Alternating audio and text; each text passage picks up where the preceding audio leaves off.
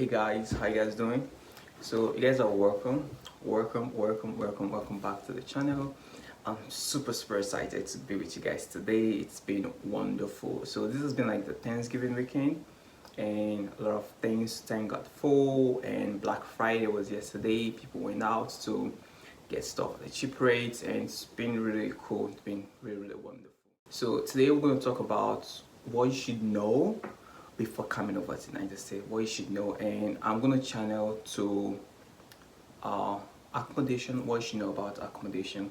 Today I'm not going to talk about how to get accommodation when you're already in the United States. I want to talk about before you leave Nigeria and then come over to the United States, how should you plan towards getting accommodation? Because if you do not plan and you just book your flight, you come over here, you're going to sleep under the bridge as if you're in Lagos. So you don't want to do that. You do not want to do that. You need to kind of secure an accommodation before coming.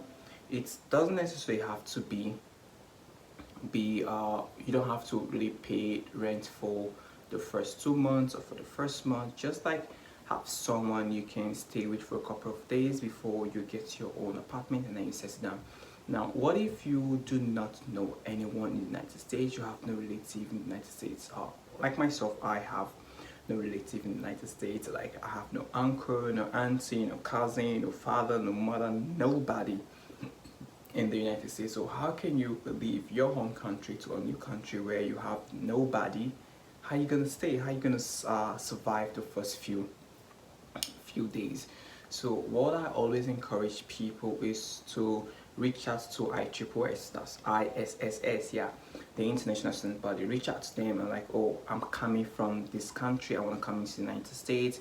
Is there an opportunity for accommodation for graduate students? Is there accommodation for undergrad students? Just ask them if there's an opportunity for accommodation for you to stay for a few days before you get into your own apartment, okay? And get response from there. Like in the University of Maryland for undergrad, there is accommodation for you. Now because of this COVID-19 era, there's like a place where you just stay and then you quarantine. They call it a quarantine house. So in the United States for undergrad, they have that for undergrad students. Like for University of Maryland, that's the United States. For University of Maryland, they have a quarantine house where undergrad can just stay there for a couple of days. But for grad students, I don't think they do not have that for grad students. So no accommodation for grad students, but there's always accommodation for undergrad. So if you're going for your undergrad, you can pay your rents. You can pay your rents online into the school portal, and then just go to school and then go to your room. But for graduate students, I don't think the school does that for graduate students. So how do you survive? You can reach out to people. If you have friends in the United States and friends in the states where you're going to, you can reach out to those persons and then they get to accommodate you for a couple of days before you start looking for accommodation. As I said before, I'm going to upload the next video of how you can source for accommodation and then get this accommodation, okay? So if you have a friend, you can reach out to this person and the person will be willing to accommodate you. Like myself in Maryland, when people reach out to me that they're coming to Maryland, if they're guys, yeah, they can stay with me. I think I have like 2 persons who have stayed with me for a couple of days. They can stay with me. But if you're a lady, I would direct you to a female friend. I'll direct you to a female friend, and then you can stay with the female friend. And if you're comfortable staying with a guy, me, and you're a girl, you can come around, or you have to follow the rules, the guy's rules. You have to follow the guy's rules. But if you're a lady, I can always link you up with my female friends, and then you can stay with them for a couple of days. They'll be super excited to assist you. Stay with them for a couple of days before you get your own apartment, okay?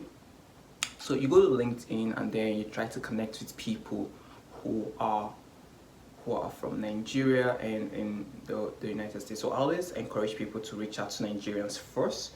Reach out to Nigerians first, because when you reach out to a Nigerian, like, oh, we brothers, right? Reach out to someone from your home country first before going outside. So just go to LinkedIn and search for Nigerians who are studying in your school. Reach out to them and then ask them if they can accommodate you for a couple of days before you get your own apartment.